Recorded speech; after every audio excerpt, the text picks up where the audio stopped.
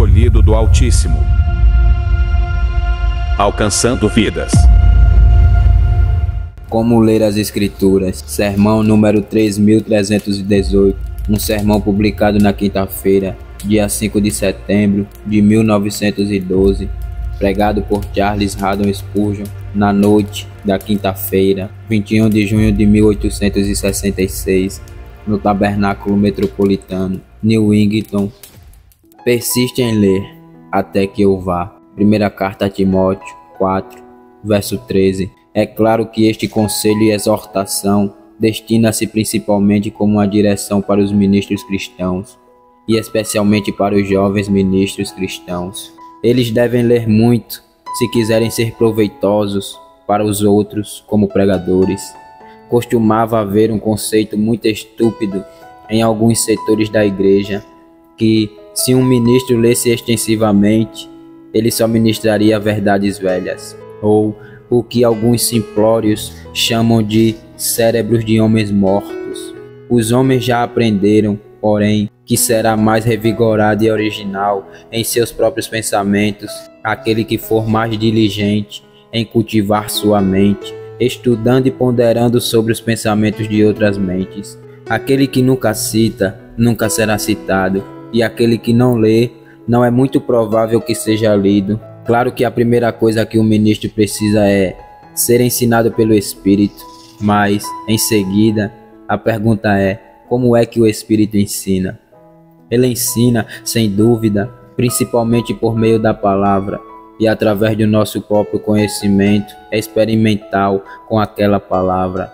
Mas, se lhe agradar, revelar uma verdade de Deus para um outro homem, e eu não vou ler essa verdade como ela foi registrada por esse outro homem, tenho negligenciado o ensino do Espírito de Deus.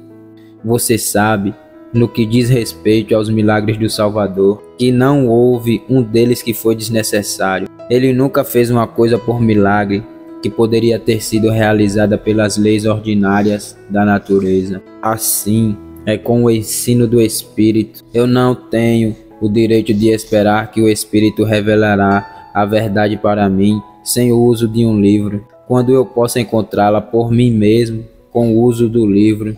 O Espírito Santo ajuda as nossas fraquezas, mas não a nossa ociosidade. Ele nos é dado com o propósito de que ele possa nos ajudar quando estamos fracos, mas não para que possamos ser mimados onde somos indolentes. Eu, algumas vezes, tive a miséria indescritível de ouvir um sermão que foi declaradamente ditado pelo Espírito de Deus, mas que ficou claro que o pregador nunca tinha pensado sobre o assunto antes de falar. E eu só posso dizer que eu estava completamente sem condições para perceber qualquer beleza peculiar no sermão. Nem eu vi qualquer coisa que tornou-se uma fonte de edificação superior a um sermão que havia sido preparado por outra pessoa. Eu pensei ter detectado um bom número de traços da ignorância humana, porém pouquíssimos vestígios da ação do Espírito Santo. Há muitos jovens companheiros aqui, esta noite, que se preparam para o ministério. Eu não deverei, no entanto, ampliar a este ponto, mas deverei somente pressionar sobre sua consideração séria e sua meditação mais devota. Esta é inspirada exortação, a qual não é minha, nem mesmo de um apóstolo somente, mas a exortação do Espírito Santo de Deus através do apóstolo. Persiste em ler. Se, irmãos, vocês gostariam de abençoar a Igreja de Deus e formar um grupo de cristãos realmente inteligentes, não estejam sempre apelando apenas para as emoções, mas também ministrem boa, sã, forte doutrina do Evangelho e ilustrem a doutrina de modo a expor e comentar com os outros. Façam isso especialmente lendo as palavras dos maiores mestres em teologia escriturística, e estes comprovarão ser os seus deleitosos e queridos companheiros e seus esplêndidos ajudantes em fazer o seu ministério ricamente proveitoso aos seus ouvintes. Isso, no entanto, não é o nosso assunto especial para esta noite. esta mesma exortação tão peculiarmente adequada para o ministro será de proveito a todos os seus ouvintes.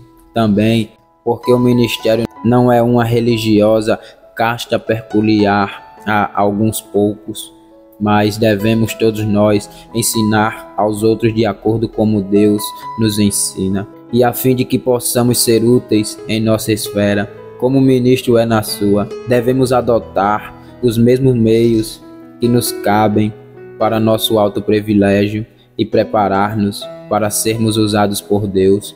Tal como um ministro sem leitura terá pouco poder, assim será com os cristãos em geral.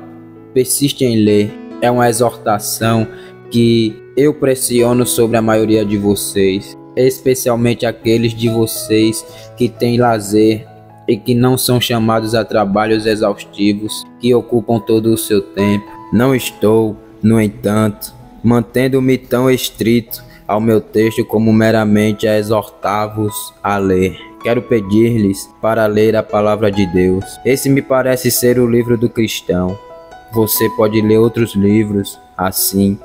Sua mente pode ser bem adornada com as coisas espirituais, mas se você continuar com a palavra de Deus, embora você possa ser deficiente em muitos pontos de uma educação liberal, mas você não será deficiente na educação que caberá a você para o serviço abençoado aqui, para o serviço dos céus, para a comunhão com Deus na terra e a comunhão com Cristo na glória. Meu objetivo nesta noite é de dizer algumas coisas sobre como ler a Bíblia.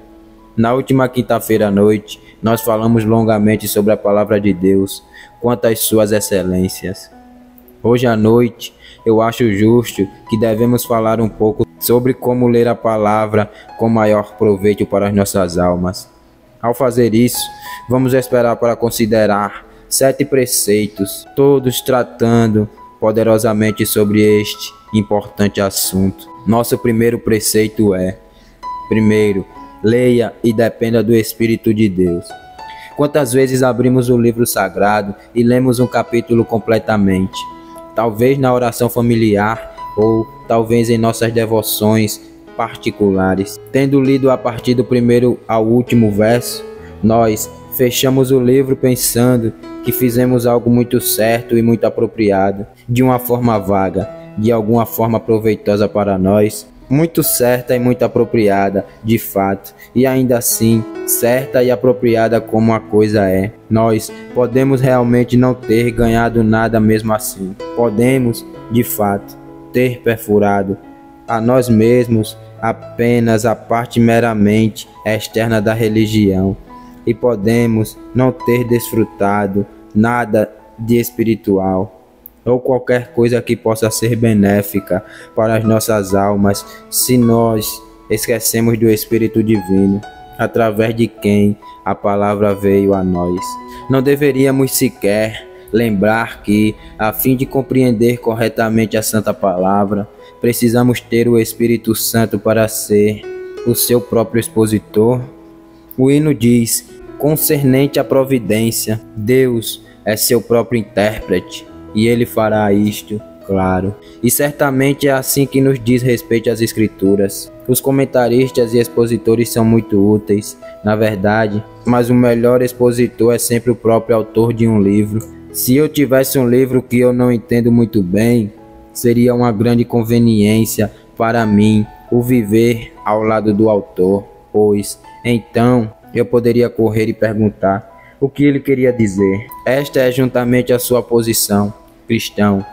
O livro por vezes lhe confunde, mas o autor divino, que deve conhecer o seu próprio significado, está sempre pronto para levá-lo até este significado. Ele habita em você e estará com você. E Cristo Jesus disse: quando vier aquele Espírito de verdade, ele vos guiará em toda a verdade, como está escrito em João 16, verso 13. Mas entender a palavra não é suficiente. Também precisamos que ele nos faça sentir o seu poder. Como podemos fazer isso, a não ser através do Espírito Santo? Tua palavra me vivificou, ó Deus. Isso é, somente conforme tu me vivificas através dela. A palavra de Deus deve ser lida literalmente, mas a letra que mata apenas o espírito da vida, e excelentes são suas declarações. Contudo, mesmo assim, elas não possuem força espiritual em si mesmas, a menos que o Espírito Santo as preencha. Elas se tornarão como fontes sem água e como nuvens sem chuva. Vocês muitas vezes não encontraram isto por si mesmos? Apelo agora para a sua própria experiência. Você às vezes lê uma porção das Escrituras e a página parecia brilhar. Seu coração ardeu dentro de você e você disse que a palavra veio para sua casa, até você com poder. Juntamente assim, mas foi o Espírito Santo que estava trazendo para seu interior, para seu espírito em seu verdadeiro poder, e tornando-se um cheiro suave de vida para a vida, para você. Em outras ocasiões, você pode ter lido a mesma página e dolorosamente perdido a doçura que uma vez tinha provado, e perdido a amorável luz que uma vez brilhou a partir dela sobre sua mente.